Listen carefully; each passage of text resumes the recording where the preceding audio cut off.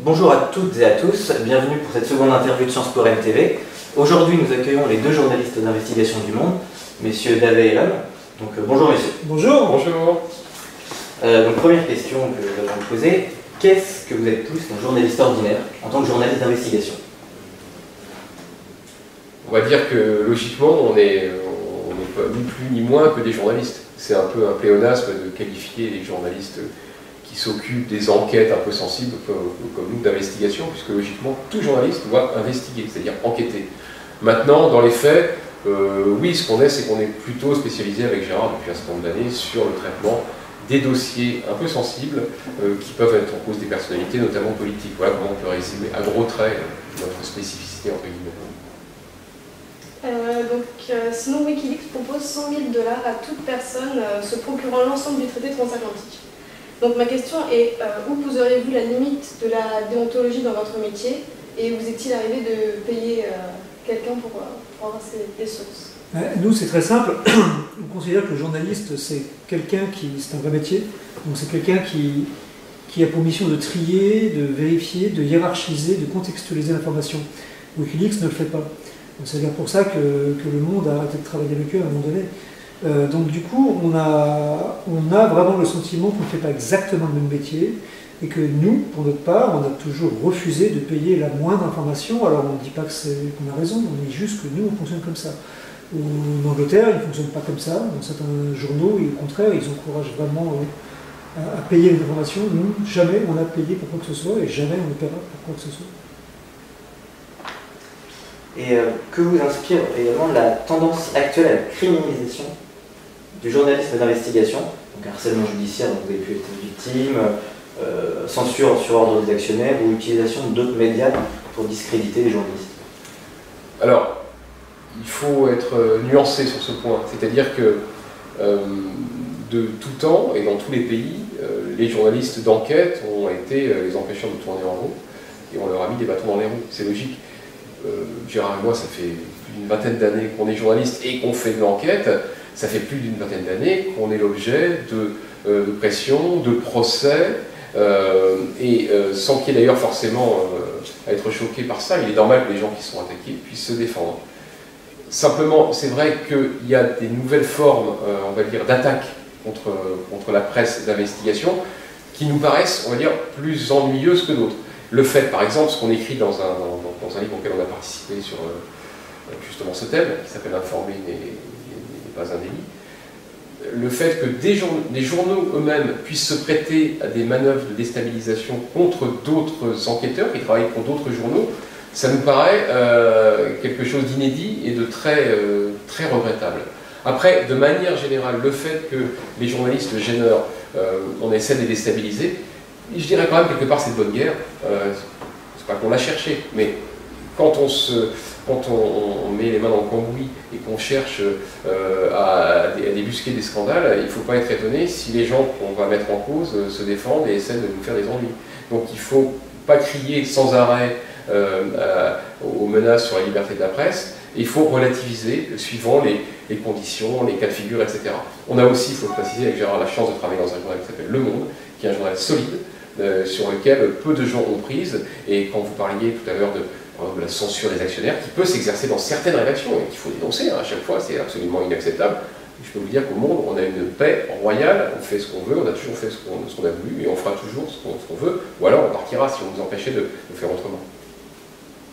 D'ailleurs, avez-vous un commentaire sur la prise en main par l'omniprésent et l'omnipotent Vincent Bolloré à la tête de Canal+?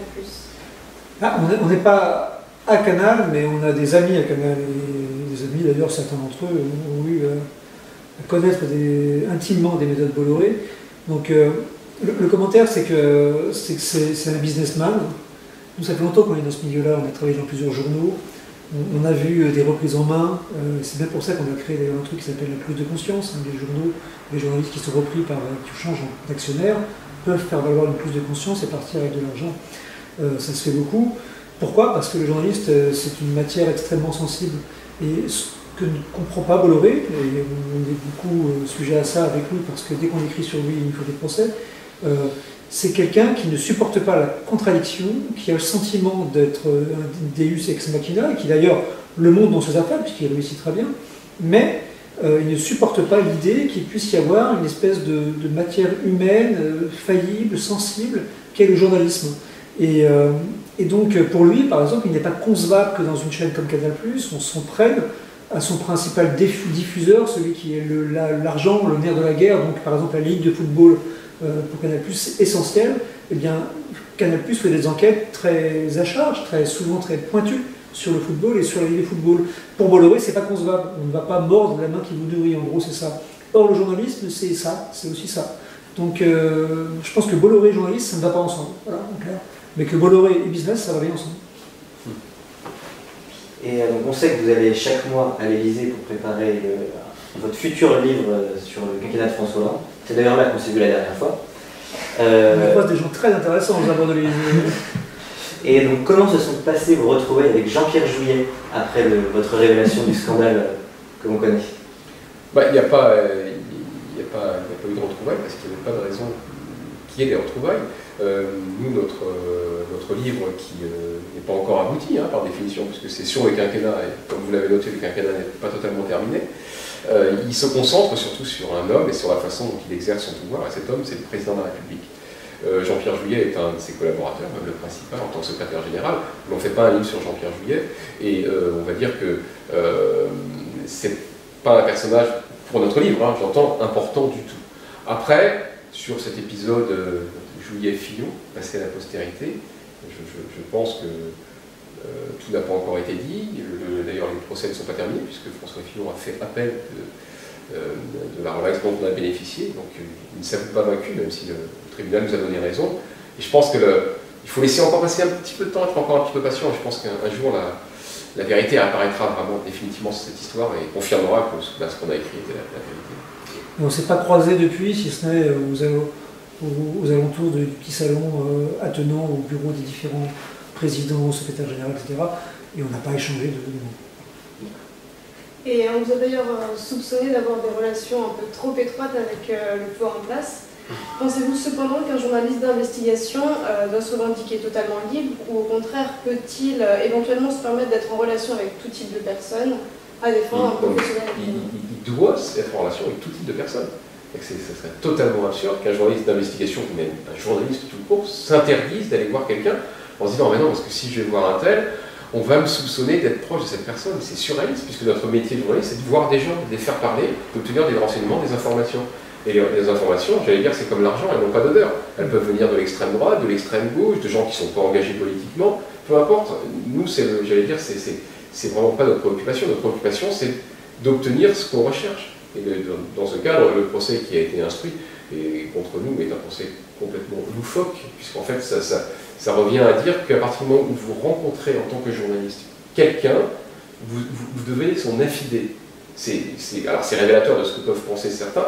Peut-être que certains journalistes se considèrent ainsi et qui ne peuvent pas résister à l'attrait qu'exerce telle ou telle personne qu'ils rencontrent. Mais alors nous, c'est plutôt l'inverse. Nous, on est indépendants, on a un caractère, on va dire, réputé ne pas être très facile. Et je pense parce qu'on a cette exigence d'être indépendant totalement. Et je pense que là encore, le livre qu'on prépare montrera qu'on n'est ni pour ni contre François Hollande. C'est pas du tout le problème. Nous, on fait un livre sur le quinquennat. Et je pense que ce serait compliqué de faire un livre sur le quinquennat sans voir le président de la République. Ça serait un drôle de livre. Pour compléter, nous on ne se met aucune barrière. Ceux qui se mettent des barrières, pour moi, ont tendance à rétrécir leur champ de vision. Nous on ne se met aucune barrière. On a commencé notre carrière sous Mitterrand. On allait voir, non pas Mitterrand, mais et encore, on rencontre une fois, mais on allait voir les gens qui travaillaient pour lui à l'Élysée. Après on est passé à Chirac, après on est passé à Sarko, après on est passé. On a fait toutes les composantes et obédiences politiques. Et à chaque fois, de toute façon, dès qu'on sortait une information, on en prenait plein la gueule parce que c'était « Ah, ben oui, mais ils travaillent pour tel, ou alors ils ont été missionnés par tel, etc. » Ce qui est complètement faux. On va juste au contexte du pouvoir parce que c'est le pouvoir qui a les informations. Très bien. Bon, merci de nous avoir suivis. Merci à vous, messieurs, d'avoir accepté l'invitation. Merci à vous. Donc, nous, on se donne rendez-vous pour une prochaine émission sur Sciences Po Rennes TV. Au revoir. Au revoir. Au revoir.